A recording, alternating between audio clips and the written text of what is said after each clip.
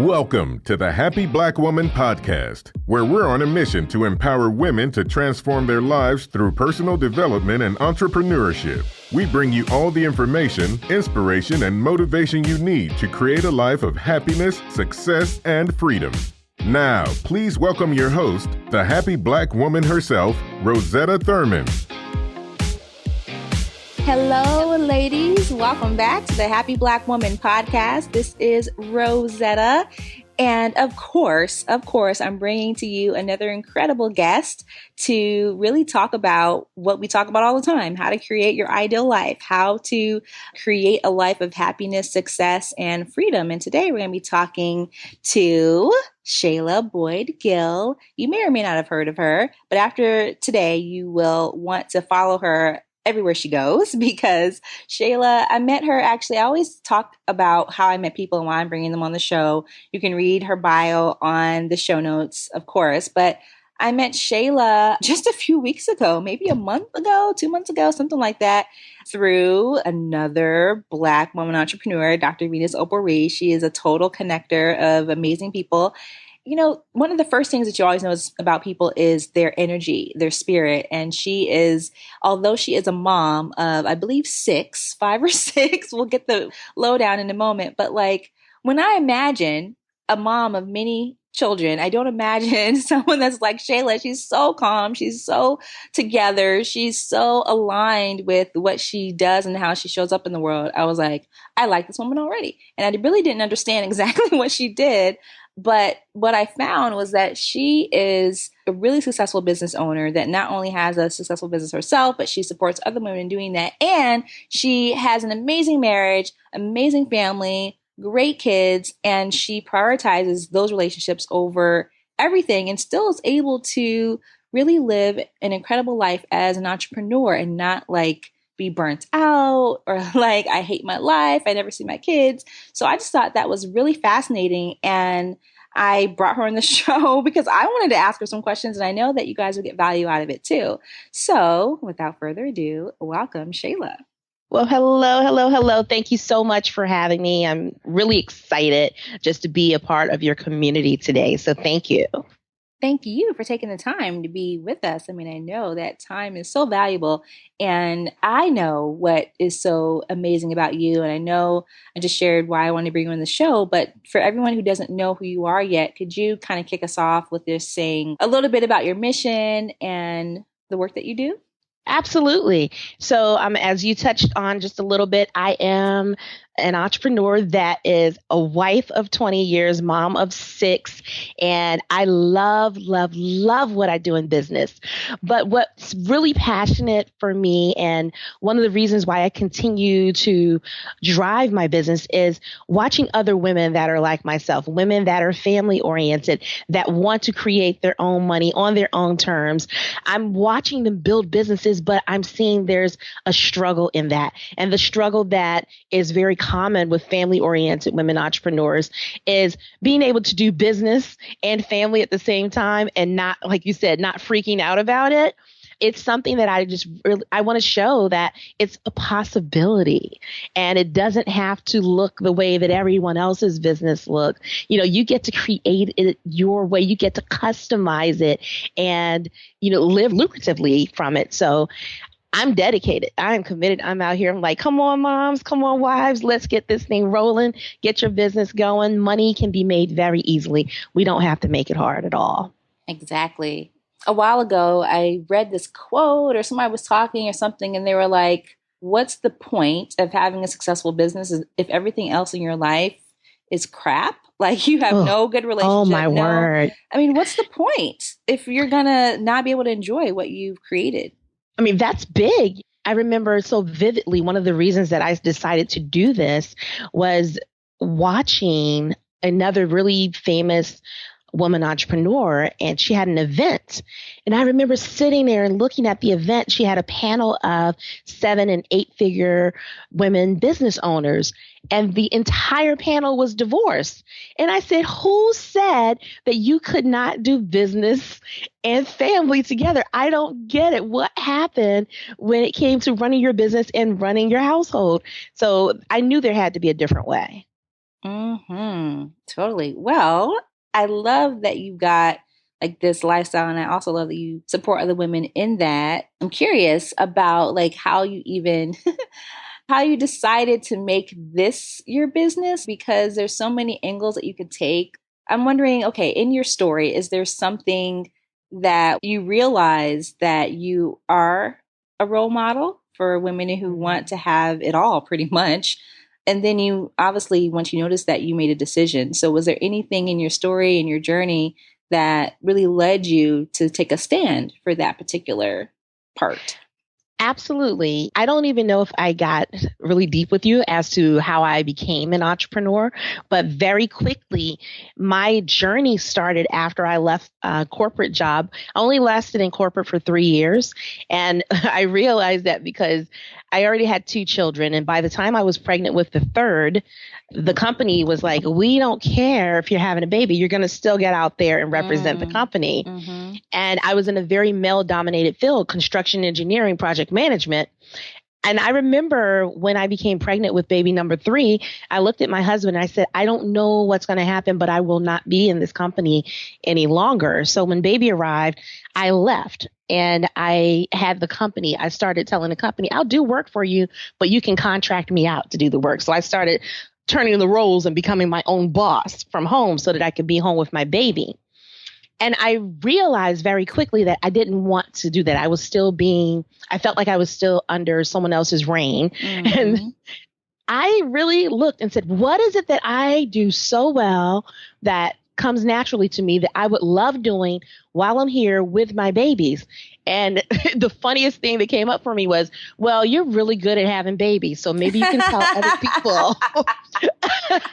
And it was very interesting that I said babies. I was like, really, Shayla? You're going to tell people how to have babies? But in my community, I was having awesome birthing experiences, but other women of color especially were having awful experiences.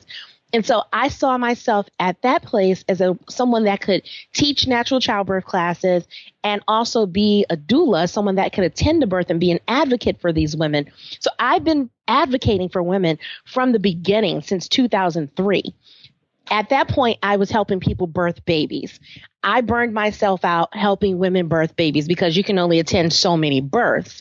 And that did not allow me to have control of my time. Time was still an issue for me. That's why I left corporate. So I lasted in that industry for 10 years, but I realized there's something else that needed to happen. I created a 6-figure business out of a birthing industry that was rare. And so I had to say, what's next? I noticed that women that had these other birthing businesses or even businesses that they were building, they weren't thriving. Every time they say, oh, girl, I have my business. How's it going? Oh, I'm still trying. I was like, trying is optional. Trying is not making money. Trying is not feeding your babies. So how can I help? I knew how to build. I knew how to generate. I didn't know how to manage money, but I knew how to bring it in. So after having some downfalls financially, I got my act together and got some support. And then I said, I am committed to making sure that no other woman has to go down this road of financial trauma and that she's able to build a successful business that will support her family. So I went from birthing babies to birthing businesses. And from that place of birthing businesses, I've just really drilled down. It took some years, but I had to drill down. Who did I want to help? Whose business can I touch and make the biggest impact in? So I impacted people. It was very general at first. You want to start a business? Let me help you. Then it went, if you've had money trauma and you need money freedom, let me help you. And so now I've drilled it down so far that it's like, I know my people. You can't tell me I can't, no one can touch me in this place because I know exactly who these people are that I need to touch because they're me. And, we often run from who we are. We're like, oh, I don't want to work with people like me. And it comes all the way back down to you go full circle. Oh, actually, I'm working with myself. Okay, great. Exactly. Yeah.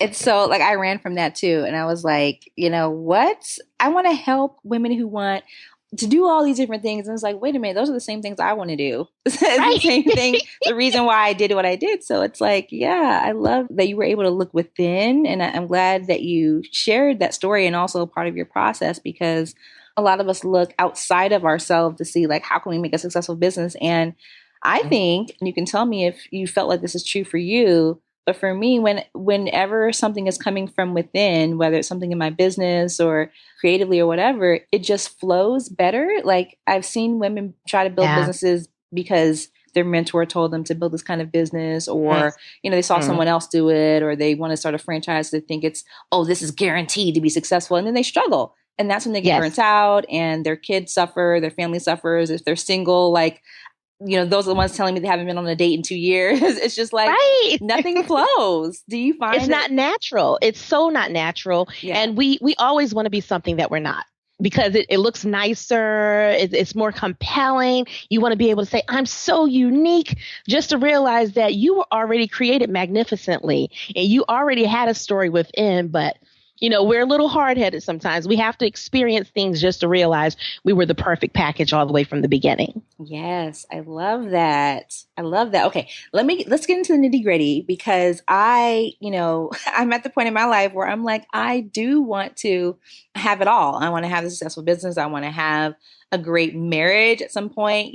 I'm just now trying to figure out, like, what would that look like? Because I'm just getting used to, like, okay, I'm in a relationship now and I'm trying to make time for this other person. And still, like, it feels to me like a realignment happening.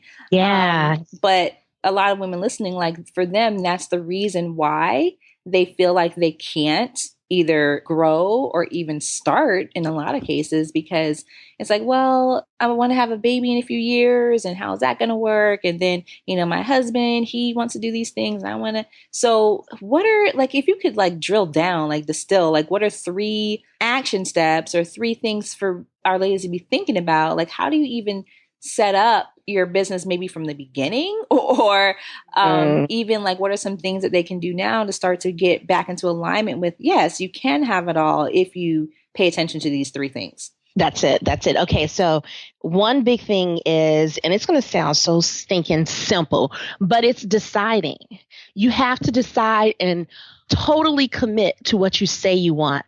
We get a lot of people that will say, I have passion, I have drive, I want to do it. But if the action if it's not congruent, it won't work. So you have to decide and be committed to sticking to a decision and really work it out. Here's one thing I know for sure. We will decide and say, I'm going to do this business. And you go in the first month and get poor results, get pissed off, and decide to stop and take yourself out of the game because it didn't look the way that you thought it was going to look. You have to give it 3 to 6 months just to test it out and then start tweaking it. You have to give it time to flush out. So make the grand decision and get to work. That's number 1. Well, let me pause there, because I think that it applies to women at every stage. Because so basically you're saying, make the decision that you're going to have the successful business, have the, incredible marriage relationship, that you're going to have, incredible relationships with your kids, and none of that has to suffer, and you're not willing to have all of that suffer. And then basically there's actions that people need to take. But what you're saying is also to give those actions some time to take root instead of saying like, oh my God, I'm so tired. Like I hear that all the time. I'm so tired. I don't have anything left over for my kids, or I don't have anything left over for my husband. I talk to a lot of entrepreneurs are like, we haven't, obviously we get into the nitty gritty real. Like I haven't had sex with my husband in a while. And I'm like, I don't know how, that's not going to last. How's that working for you? I'm not a married woman, but I kind of think that's part of the deal, right? Right. And, even to tag on to that, in that decision, you have to voice that decision outside of yourself. So we will often decide and hold on to it and expect the world to just celebrate with us. But the world doesn't know what you're truly proclaiming. So if you're not speaking it out loud and sharing that vision, and especially sharing that vision with your family, the people that have to hold you down this entire time, you've not spoken life into it. You're just holding on to an internal dialogue. When you speak life into it, it's as if you're putting a promise behind it. You put that exclamation point on it, and it's a different being. So the deciding is birthing. This is the first process. Everything about me is about birth. So this is the first the process of this is conception. You put all of this love into this and now boom, we've made a connection. This is happening. You don't decide to birth something, then say, I'm just going to leave it. You don't leave the baby right there, right? You got to nurture it. But you tell the world, hey, I had a baby. Don't you love my baby? Come on, celebrate with me. This is what you have to do in your decision. Great. Okay, what's next? Here's a big one for people that are in relationships. You have to have partnership. And so I have a big theme for me, it's from permission to partnership. So if you are having a partnership, when I spoke about sharing that vision, we get the partner on board, number one. But we have to also nurture the partner in this journey. So when you tell the partner, I'm going to do this thing in business or I'm investing this in my business, you can't just drop a bomb and say, oh, I'm investing $10,000 to start my business and then walk away. They're, of course, going to look at you with all kind of crazy side eyes and may not even support it because all they heard was the money. They didn't hear the vision. So you have to share the vision and the outcome, the desired outcome, and then continue to be in communication about the process. So I learned with my husband, he's like, I am not an entrepreneur at heart. He's a 9-to-5 guy. Come home, I got that paycheck going straight to the vein. He's comfortable there. So for me to put money out, he had to understand that there were results coming from it. And so he didn't say prove it, but for me understanding that he wasn't comfortable with me spending large amounts of money, I was like, let me make this dude comfortable. So there's never a question of why or how this is happening. And so I keep a whiteboard, for example, in my office. I'll track the number of conversations I have. I put my money goals up on my board for the month and I track where I'm going with the money. So he walks by, he's like, oh, babe, wow, you made 5 calls today and you closed 3 deals. Okay, you need to make those other 2 calls up there, right? He is now my cheerleader. Instead of him looking and saying, oh, I can't believe. He's like, keep going. What, you need to go on a trip this week? You're going out of town for another conference? Go ahead. Because he sees results. Yeah. And when they see results, you are now following through on that promise that you made with that decision. That is essential. So you have to determine how you're going to be supported so you can get the results. And people may be supported through programs, through mentorship, through mastermind groups, however it needs to look. Be supported so that when you bring it back to the home front, to the partner, they're like, let's go, do it, versus, not this again. Right. And if you're coming home huffing and puffing and complaining, do you think they're going to support that? They're going to obviously, they love you. So they're going to obviously say, oh, you shouldn't do that. Oh, man, if it makes you feel like that. So you have to be very mindful of your actions so that you don't cause other people's reactions. Shayla, you are dropping such good knowledge today. I mean, I couldn't have said it better. I mean, this is like for any relationship, right? I mean, with your kids, with everybody, it's like a lot of times it feels like we're waiting for them to give us, like you said, permission, but they can't, like that's not something they can do. Like we have to be the ones. It's not like what you're saying is like we have to be the ones to say, here's what we're doing, here's how it's going to go. And it's not like, I hope it works out or I'm going to try, but it's like, here's what I'm going to do. Here's how it's going to help us and the family. And here's the results that I'm committed to. And most people do not do that. Then they get mad when people are afraid. Like, what? We're going to drop what? And it's a hope and a prayer. Right. You cannot come to the table with the word try. Try is so optional. Try means I may give up. I may just throw this money away. They cannot hear try. And, it's a case, you have to be so definitive. You have to be so definitive in this piece where they're like, look, we're not even going to try to talk you out of it because you've already made up your mind. But I love what you said when you said the benefit to the family, too, when they see it like, oh, well, there's something in this for me because we will be able to take that vacation because she's going to be building this way. People will buy in.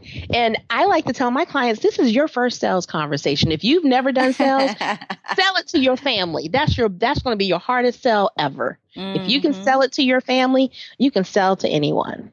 Oh, that is such a quote. My team like does show notes from this. So I'm just like, okay, this is the one that we want to be tweeted out, right? Like, if you can sell it to your family, you can sell it to anyone. Like, that's so true. That's so true.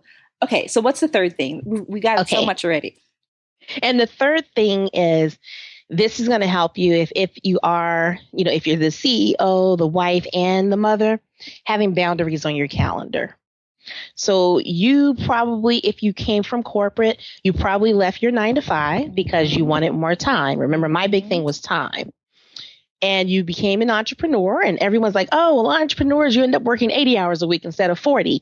That's not something that's tolerable on my calendar. So what you need to know is working hard does not necessarily equate to big money. It may look like you're busy, but are you busy being busy, or are you busy actually getting paid? Which one? You have to really look at that. So you need to really know on your calendar what you're doing each day, and then even map out your calendar, your boundaries on your calendar for your clients. I'm only connecting on certain days. Don't call me on these other days. I love you, but don't do it. For family, because I have 6 children, I know I have certain days, or for me, the first half of my day, I don't deal with business. I'm only dealing with family. Mm-hmm. So don't call me about client stuff. I don't want to hear it. I know that I get up an hour or two before everyone else because that's my time. Don't ask me to do anything during that time. So be very protective of your calendar, have solid boundaries, and the family will respect that, and your clients will respect it. It will also keep you in alignment so you don't find yourself doing stuff all the time. So for example, I don't coach at night. People always say, well, do you have any programs that you offer that start at night? Mm-hmm. No. Mm-hmm. So I understand my ideal client has to be someone that's working in their business pretty much full time, or has enough flexibility to be able to meet with me during the day. Mm-hmm. I don't do nighttime. I don't like it. Yeah. So that is so boundaries are big. key. Oh my gosh. I want to just pull out that piece for the ladies who are listening and they do already have a business and they've gotten to a point where they're like, something's got to change, or this is not going to work. And what you just said was your ideal client is available, or will make themselves available to work with you during the day. And a lot of times what I get into with my clients is they're like, well, I got to accommodate my clients and all that. And I'm like, well, do you want to spend your whole life like accommodating clients? Your whole life is going to be a pretzel. You're going to be twisting yourself up into a pretzel to fit what they want. And then when they reschedule, you're pissed off at them, you're resenting them. And what you just said, I think is going to give a lot of ladies some freedom. Like, you can exhale now because we're just giving you permission, and Shayla's giving you permission. You see how successful she is, and she has all these boundaries. It's like, if you want to work with Shayla, you got to come on board. It's not about what's convenient for you, but if you want to work with someone like her, you got to step into her requirements, and we all can do that. And now it's just like giving everyone permission to like set your boundaries and know that your ideal client is someone who can work within those. And it's a really clear ask too. If you're onboarding or if you're having sales conversations, it's one of the questions I ask, what's your availability? If we were to work together, when would you be available? If they say, oh, it's night times, that's not going to work. Do you have flexibility on your job? Nope. Well, that's why I prefer to work with people that work in their business full time. Okay. Mm-hmm. And I'm okay with referring to someone else. I have clients in the UK. Our time zone is 5 hours different. It's a 5-hour difference, but they understand Shayla works in these boundaries. And so I need to make sure that I get on the time to be able to work with her. And they're willing to do that. So the people that want you, they will flip things around so that they can get the experience that they desire. Yeah. Okay. Don't feel like you're going to miss out. I'm going to ask you a question that's not on the sheet that I sent you. Okay. I do prepare my guests, everybody. Don't think I'm just like throwing questions at everyone, but this just came up for me. I just feel it's something that people need to hear.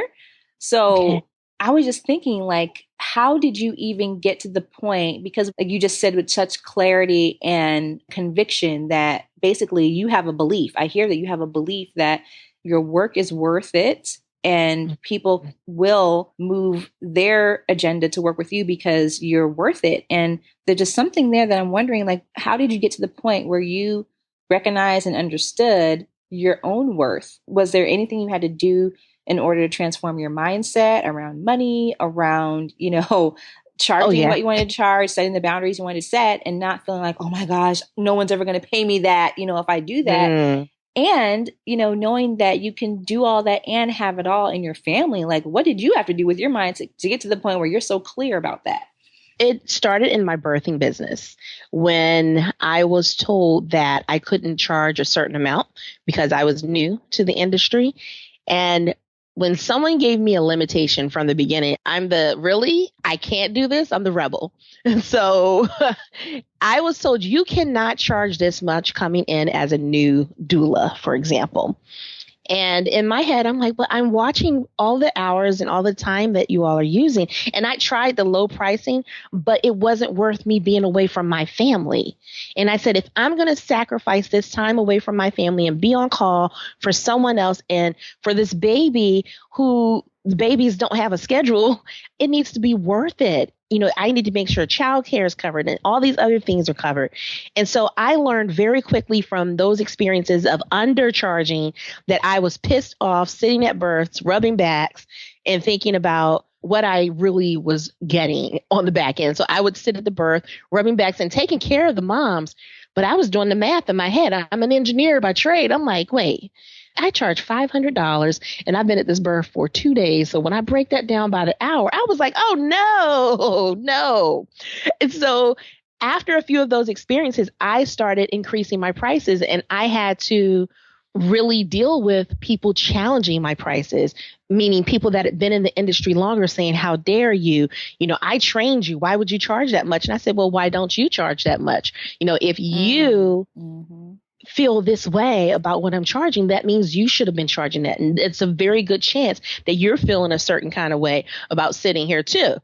So I learned very easily in that industry. And then when I moved to the industry of consulting and training and coaching, again, I crawled, I stair-stepped my way up, but I realized how much of myself I was giving to my clients. And I also realized I didn't want a whole lot of clients. My practice, the way that I work with people, I'm all about intimacy and I'm slightly introverted. No one will ever know, but I had to look at the model. And for me, I realized I didn't want to model with hundreds of clients. I just wanted a select few. And that would require me to charge more of a premium, but I could hand select who I wanted to work with. And I also got my time back. Yeah. That's beautiful. I love that. Thank you for sharing that backstory because it's like, I don't want people to think that you just woke up like this and you're no, baby. Yeah, not at all. There's always a mindset shift that have to happen along the way. And I love that you shared some of yours. Now, looking at your life now, what are some of the things that you have in place to ensure that you stay productive and focused on the things that you want to be focused on? Because for you to end your workday at a certain time and then be with your kids and your husband and all that, there are some things that you probably have in place. So could you just share a couple of them? Are there any things you do in your calendar specifically? Do you have support to help you, stay within those boundaries? What do you do for that? So the biggest lesson I learned as an entrepreneur is to allow myself to be supported. I tend to be a person that's, wore the cape of independence. And I love to say the independence damn near killed me because it was, I can do it myself. I got it. Independence steals your time. So what I learned was, one of the ways that I make sure that I'm able to deal with productivity and my goals is by hiring people that can support me, hiring people that can do everything that I have no business touching. And that scared me in the beginning. It was like, oh gosh, how can you give that money away? You could be using that to support the family. But actually, by paying other people to support me, I can generate more money because I'm focusing on the things that make money, meeting the people, talking to people, and getting new clients. That's all I need to do. Everyone else can handle everything else for me because I shouldn't be handling it. And I get nosy and I start touching stuff and people, when I hired them, I told them, tell me, leave it alone. So if they see me tinkering and answering some emails, they're like, Shayla, can we have a job? Can we have a job? Can we do what you hired us to do? Yes. Go be with your family. That's what you told us you wanted to do. Okay, great. So I have people around me that keep me accountable to what I said I wanted. That's big for me. And also, I mastermind with my peers. And these are people that I've met through different industries, but we mastermind. I have 2 different sets of women that I mastermind with 2 times a week. So we're in the morning. They're like, Shayla, are you on it? You said you wanted to get this done. What's going on? So I am now really enjoying the experience of being supported. And that just wasn't my world before. So if you do nothing else, allow yourself to be supported. And if that means someone supporting you because you're paying them or someone supporting you because you're a part of a program, fully engage with what you paid for, especially if you're in a mastermind group or something. Fully engage and don't be a voyeur. Don't just sit there and watch everyone else. Be one of the ones that gets known. When you allow yourself to be known, you allow yourself to be supported. Yes, I love that. So valuable. So valuable. I mean, I don't know how else to tell you all. Like, I've had so many guests on the show that have successful businesses and amazing lifestyles, and they all have support. So this might be the show that you're listening to, and you're finally like, okay, I'm tired of hearing people say that. I get it now. Okay. So Shayla, you heard it here. Like, if you are you keep telling yourself the excuse that, well, I can't be successful because I have all these kids. Look, she's had the most kids of any mom I've ever had on this show. So I don't want to hear it. I do not want to hear it. This is why I bring people like Shayla on, because I don't have any credibility with the kids thing. But I'm saying, you guys can do it. You can do it. And now I have proof. Yes, you can do. I mean, and the thing is, you just can't. We weren't meant to do business alone, especially as women. We weren't meant to do business alone. We weren't meant to be isolated and sitting behind computers in our house by ourselves and not being supported. It's not natural. Well, I have just been so amazed to see, like, we have this unofficial theme going through these shows and our work right now, which is, what does it look like for a Black woman to stand in her power? And everybody, well, power means something different to everybody. Like, you have the power of being able to stand for your family and stand in your business for other women. And I just love that what we're getting from you right now is actually what it takes to be able to do that. You're not standing there by yourself. You know, you've got these people behind you that, you know, for someone that's just on the outside looking in, they don't know that. And now we see what it takes. So I'm just so grateful for you. And of course, all of our other guests for sharing that. Okay, so we're going to wrap up. I know that we're getting close to time, but I want to know, what is a favorite book, not the favorite, but a favorite book that you have read that has helped you along your journey to get where you are now? I have too many. Okay. One that I really love is Jack Canfield, The Success Principle. And it's one of those books, it's big, it's wordy, but if you just took, I'd say 5 of the principles and applied it, you'd see a difference in your life and your business. Most people will skim that book and never do the actions that are required in there. And I made it a goal to go through the book and start applying all of the actions. And I still have not applied every one of them. But every time I touch it and I apply a new action from the book or a new principle from the book, I see something shift either in my life or my business. So for right now, I would say that's been the most impactful. I happen to be a book junkie and an Amazon addict. So what other books I have? So many, but I'm going to point just to that one for now. Jack Canfield. Awesome. Well, thank you for that. Well, we always like to ask about books because we have this running Happy Black Woman book list from all of our guests, and that one's been mentioned a couple times. So we know that it's vetted and proven. So thank you for that. I know that we've talked and covered so much, like you've answered questions I didn't even ask you. So I feel so fortunate that you were able to come on and share your wisdom. And I know that people are going to want more from you and want to learn from you even more. So what's the best way for my ladies to stay in touch with you? Well, I would love to stay in touch with your community. And I think the easiest way, you know, if you really resonated with the conversation that we just had, what I would want to do is share a few things with your audience, if that's okay. Sure. So since we're talking about family, we're talking about money.